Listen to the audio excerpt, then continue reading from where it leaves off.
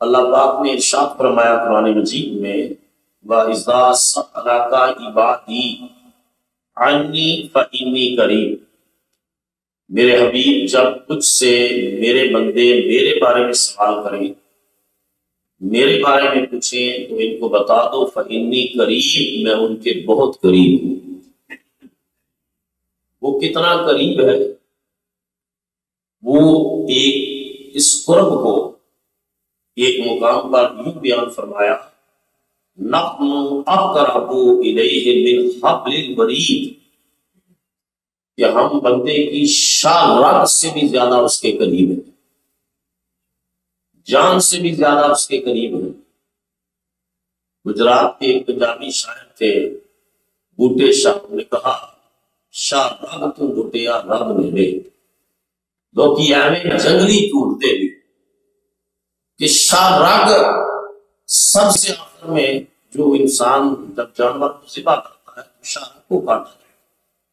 اور میں تمہاری شاہ رگ سے بھی زیادہ قریب اللہ ہے۔ فَلْيَسْتَجِيبُوا لِي وَلْيُؤْمِنُوا بِي،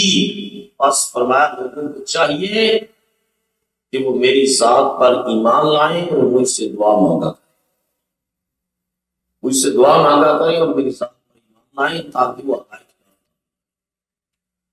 عزت ساری کی ساری اللہ کے نام کے ساتھ، ان العزت للہ جمیعا، عزت صرف خدا کے نام کے ساتھ ہے، رسول کریم علیہ الصلوۃ والسلام کے نام کے ساتھ ہے، عزت دین کے ساتھ ہے، عزت قرآن حکیم کے ساتھ ہے۔ اسی وجہ سے عظیم محدث گزرے امام بہقی، انہوں نے بڑی خوبصورت بات فرمائی تھی کہ من اتص بالمولا فذاک جلیل، جو شخص اللہ سے عزت پانے کا متمنی ہے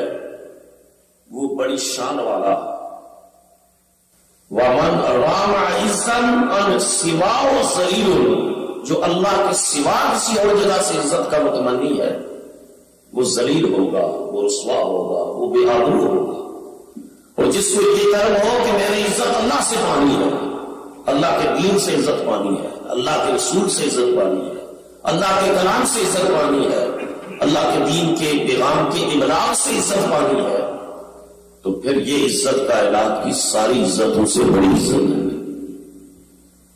دعا میں انسان اللہ کے سامنے تذلل، عاجزی، انکساری، فروتنی کا مظاہرہ کرتا ہے،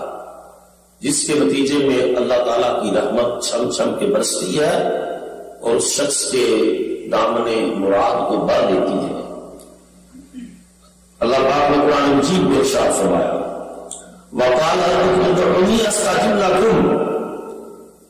اور فرمایا کہ تمہارے رب نے یہ کہا ہے کہ مجھ سے مانگا کرو، بولو مجھ سے مانگا کرو، مجھ سے دعا کرو، میرے سامنے دامن طلب لاؤ، کشکولے گدائی لے کر آؤ، اپنا جول میرے حضور پھیلاؤ، مجھ سے مانگو،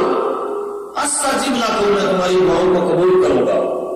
اور پھر یہاں کا کہا ان الذین یستکبرون عن عبادتی